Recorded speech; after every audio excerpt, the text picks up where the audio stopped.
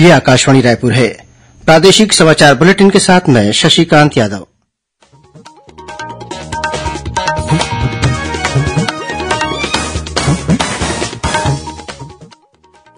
और अब पेश है आज के मुख्य समाचार। प्रदेश में विधानसभा चुनाव के पहले चरण के तहत 20 विधानसभा क्षेत्रों के लिए आज अधिसूचना जारी। आज से ही इन सीटों पर नामांकन पत्र भरने की प्रक्रिया भी शुरू। भारत निर्वाचन आयोग के निर्देश पर अवनीश कुमार शरण को बिलासपुर और कार्तिकेय गोयल को रायगढ़ जिले का कलेक्टर बनाया गया। वहीं रामगोपाल गर्ग को दुर्ग, जितेन्द्र शुक्ला को कोरबा और मोहित गर्ग को राजनांदगांव जिले का पुलिस अधीक्षक नियुक्त किया गया। कांग्रेस की केंद्रीय चुनाव समिति की बैठक आज नई दिल्ली में हुई। छत्तीसगढ़ सहित 5 राज्यों में विधानसभा चुनाव के लिए प्रत्याशियों के नामों पर किया गया मंथन और विश्व प्रसिद्ध बस्तर दशहरा के तहत कल काछन गादी की रस्म अदा की जाएगी।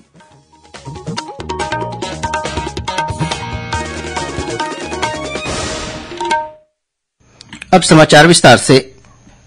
प्रदेश में विधानसभा चुनाव के पहले चरण के तहत 20 विधानसभा क्षेत्रों के लिए आज अधिसूचना जारी कर दी गई।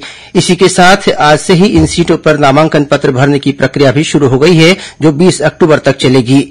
21 अक्टूबर को नामांकन पत्रों की जांच की जाएगी और 23 अक्टूबर तक प्रत्याशी अपना नाम वापस ले सकेंगे। गौरतलब है कि पहले चरण में प्रदेश की 20 विधानसभा सीटों पर 7 नवंबर को मतदान होगा। इनमें बस्तर संभाग की सभी 12 सीटें, अंतागढ़, भानुप्रतापपुर, कांकेर, केशकाल, कोंडागांव, नारायणपुर, बस्तर, जगदलपुर, चित्रकोट, दंतेवाड़ा, बीजापुर और कोंटा शामिल है। इसके अलावा पंडरिया, कवर्धा, खैरागढ़, डोंगरगढ़, राजनांदगांव, डोंगरगांव, खुज्जी और मोहला मानपुर में भी पहले चरण में वोट डाले जाएंगे।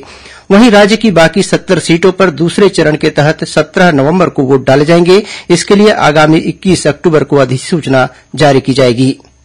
भारत निर्वाचन आयोग के निर्देश पर राज्य शासन ने भारतीय प्रशासनिक सेवा के अधिकारी अवनीश कुमार शरण को बिलासपुर जिले का कलेक्टर बनाया है। वहीं कार्तिकेय गोयल को रायगढ़ जिले का कलेक्टर नियुक्त किया गया है। इसके अलावा इफ्फत आरा को खाद्य नागरिक आपूर्ति और उपभोक्ता संरक्षण विभाग के संयुक्त सचिव के साथ साथ नागरिक आपूर्ति निगम के प्रबंध संचालक का अतिरिक्त प्रभार भी सौंपा गया है। इस संबंध में सामान्य प्रशासन विभाग ने आदेश जारी कर दिया है। इस बीच भारतीय पुलिस सेवा और राज्य पुलिस सेवा के कुछ अधिकारियों की नई पदस्थापना की गई है। जारी आदेश के अनुसार रामगोपाल गर्ग को दुर्ग जिले का नया पुलिस अधीक्षक बनाया गया है। वहीं जितेन्द्र शुक्ला को कोरबा और मोहित गर्ग को राजनांदगांव जिले का पुलिस अधीक्षक नियुक्त किया गया है। इसके अलावा अर्चना झा को बिलासपुर और अभिषेक कुमार झा को दुर्ग जिले का अतिरिक्त पुलिस अधीक्षक बनाया गया है।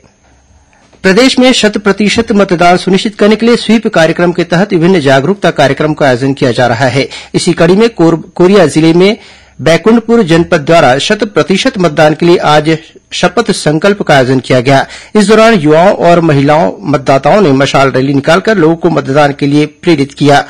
कलेक्टर और जिला निर्वाचन अधिकारी विनय कुमार मजबूत लोकतंत्र के लिए जिले के प्रत्येक मतदाता से मतदान करने का आह्वान किया।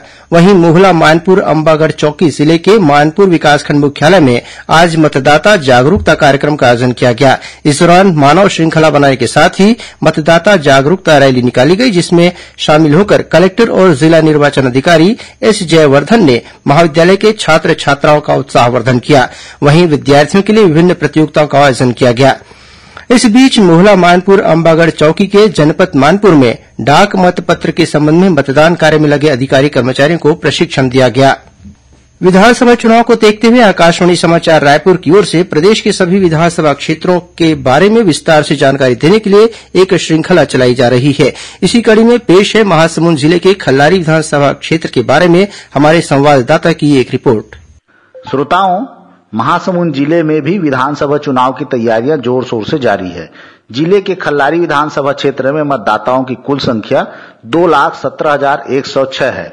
इनमें से 1,06,780 पुरुष और 1,10,318 महिला मतदाता हैं।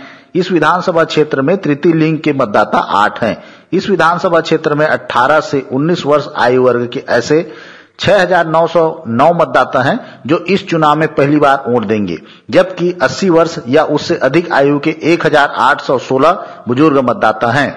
खल्लारी विधानसभा क्षेत्र में दूसरे चरण के तहत 17 नवंबर को मतदान होगा। मतदान के लिए विधानसभा क्षेत्र में 277 मतदान केंद्र बनाए गए हैं। इनमें से 1 संगवारी और 10 आदर्श मतदान केंद्र होंगे।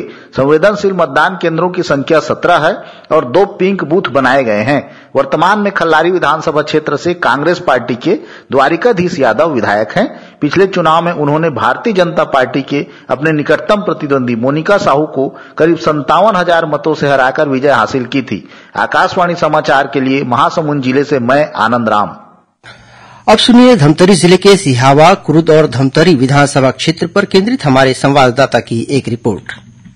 श्रोताओं, धमतरी जिले में भी विधानसभा चुनाव की तैयारियां जोर शोर से जारी हैं।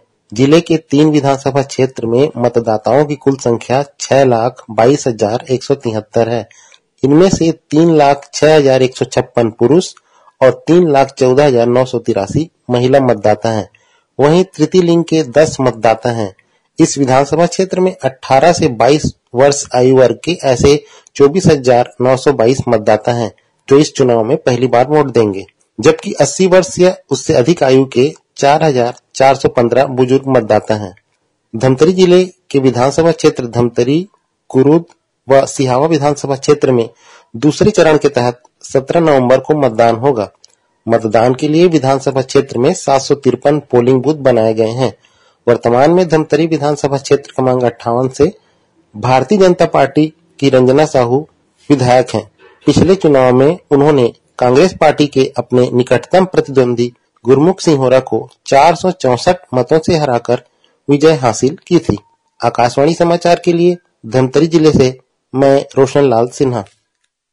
कांग्रेस की केंद्रीय चुनाव समिति की बैठक आज नई दिल्ली में हुई। इसकी अध्यक्षता पार्टी के अध्यक्ष मल्लिकार्जुन खड़गे ने की। इस बैठक में छत्तीसगढ़ सहित जिन 5 राज्यों में विधानसभा चुनाव होना है, वहां के लिए प्रत्याशियों के नामों पर मंथन किया गया। सूत्रों के अनुसार आज की बैठक में छत्तीसगढ़ की अधिकांश सीटों के लिए नामों को अंतिम रूप दे दिया गया है। उम्मीदवारों की सूची पितृपक्ष के बाद जारी की जाएगी। आज हुई बैठक में कांग्रेस अध्यक्ष के अलावा पार्टी के पूर्व अध्यक्ष राहुल गांधी और अनेक वरिष्ठ नेता शामिल हुए। भारतीय जनता पार्टी के वरिष्ठ नेता और पूर्व केंद्रीय मंत्री रविशंकर प्रसाद ने कहा है कि छत्तीसगढ़ में हो रहे विधानसभा चुनाव में भाजपा मतदाताओं के बीच राज्य की कांग्रेस सरकार के घोटालों को प्रभावी ढंग से उठाएगी। आज रायपुर में पत्रकारों से चर्चा करते हुए उन्होंने कहा कि भ्रष्टाचार के आरोपों के चलते मुख्यमंत्री सचिवालय की उप सचिव के अलावा राज्य के अनेक अधिकारी जेल में हैं। उन्होंने कहा कि कांग्रेस सरकार का गौठान घोटाला बिहार के चारा घोटाले की याद ताजा करता है। वहीं दूसरी ओर कांग्रेस के राष्ट्रीय प्रवक्ता पवन खेड़ा ने कल रायपुर में पत्रकारों से चर्चा करते हुए कहा कि कांग्रेस सरकार के काम से राज्य की जनता के जीवन में सकारात्मक परिवर्तन आया है और बीते 5 सालों के दौरान छत्तीसगढ़ के लोगों की आर्थिक, सामाजिक और सांस्कृतिक उन्नति हुई है। उन्होंने कहा कि छत्तीसगढ़ में भाजपा के पास कोई ठोस मुद्दा नहीं है। इस अवसर पर कांग्रेस द्वारा एक पोस्टर भी जारी किया गया। श्रोताओं, प्रादेशिक समाचार एकांश के समसामयिक विषयों पर आधारित कार्यक्रम बातों बातों में इस बार छत्तीसगढ़ में होने वाले विधानसभा चुनाव पर मुख्य निर्वाचन पदाधिकारी रीना बाबा साहेब कंगाले की पत्रकार वार्ता के प्रमुख अंशों का प्रसारण किया जाएगा। इसका प्रसारण आकाशवाणी केन्द्र रायपुर से कल 14 अक्टूबर को सुबह 10:30 बजे से किया जाएगा। इसे छत्तीसगढ़ स्थित आकाशवाणी के सभी केन्द्र रिले करेंगे। खैरागढ़ छुई खदान गंडई जिले के जालबांधा क्षेत्र के ग्राम बफरा में आमनेर नदी में डूबने से एक बालिका की मौत हो गई। वहीं स्थानीय ग्रामीणों ने 2 अन्य बच्चों को डूबने से बचा लिया। मिली जानकारी के अनुसार 7 वर्षीय यह बालिका अपने भाई बहन के साथ नहाने गई थी। नहाने के दौरान बच्चे गहरे पानी में चले गए और डूबने लगे।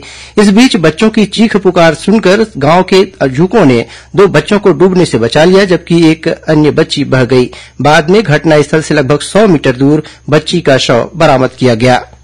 बेमेतरा जिला और सत्र न्यायालय ने कर्ज के नाम पर युवक को प्रताड़ित करने के मामले में रायपुर के 5 व्यापारियों को 10-10 साल की सजा सुनाई है। प्रथम अपर जिला और सत्र न्यायाधीश पंकज सिन्हा की अदालत ने आरोप सिद्ध होने पर यह फैसला सुनाया। गौरतलब है कि पीड़ित युवक ने बीते दिनों आत्महत्या कर ली थी। विश्व प्रसिद्ध बस्तर दशहरा के तहत कल 14 अक्टूबर को काछन गादी की रस्म अदा की जाएगी। इसके लिए प्रशासन की ओर से काछन गुड़ी की साफ सफाई और साज सज्जा की जा रही है। इस रस्म के तहत जगदलपुर स्थित काछन गुड़ी के समीप कल शाम को पूर्व राज परिवार के सदस्य, मां दंतेश्वरी मंदिर के पुजारी, राजगुरू एवं बस्तर दशहरा समिति के सदस्य मां काछन देवी की पूजा अर्चना कर बस्तर दशहरा मनाने की अनुमति मांगेंगे। गौरतलब है कि इस विधान को देखने के लिए बड़ी संख्या में लोग जुटते हैं। और अब पेश है मौसम का हाल। आज छत्तीसगढ़ के सभी इलाकों से दक्षिण पश्चिम मानसून की पूरी तरह से विदाई हो गई है। मौसम विभाग से मिली जानकारी के अनुसार प्रदेश में कल 14 अक्टूबर को मौसम शुष्क रहने और आकाश साफ रहने की संभावना है। मौसम विभाग के अनुसार अधिकतम और न्यूनतम तापमान में कोई विशेष परिवर्तन होने के आसार नहीं है।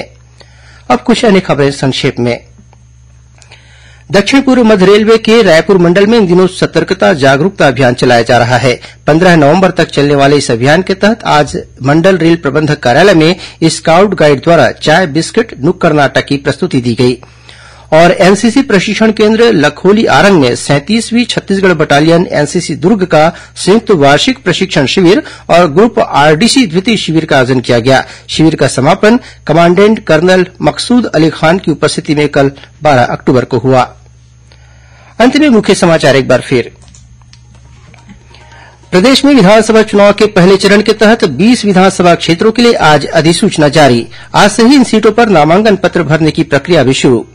भारत निर्वाचन आयोग के निर्देश पर अवनीश कुमार शरण को बिलासपुर और कार्तिकेय गोयल को रायगढ़ जिले का कलेक्टर बनाया गया। वहीं रामगोपाल गर्ग को दुर्ग, जितेंद्र शुक्ला को कोरबा और मोहित गर्ग को राजनांदगांव जिले का पुलिस अधीक्षक नियुक्त किया गया। कांग्रेस की केंद्रीय चुनाव समिति की बैठक आज नई दिल्ली में हुई। छत्तीसगढ़ सहित 5 राज्यों में विधानसभा चुनाव के लिए प्रत्याशियों के नामों पर किया गया मंथन और विश्व प्रसिद्ध बस्तर दशहरा के तहत कल काछन गादी की रस्म अदा की जाएगी। इसी के साथ प्रादेशिक समाचार बुलेटिन समाप्त हुआ। नमस्कार।